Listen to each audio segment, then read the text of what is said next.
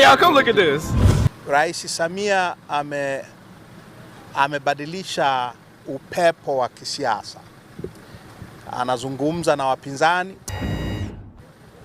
anazungumza na sisi Chadema kuhusiana masuala yote yanayotatiza nchi yetu. Amefungulia wafungwa wa kisiasa, amefuta kesi nyingi zikiwemo za kwangu mimi, nilikuwa nazo 6 za bure tu.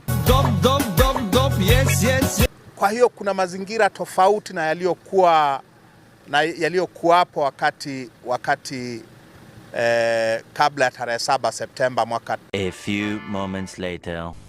Na mimi nataka niende kwenye nichaguliwe kwenye kacheo fulani nchi hii. What? Nataka na mimi nichaguliwe kwenye kacheo fulani nchi hii. Ni kweli tutazuia uchaguzi, tutahamasisha uasi.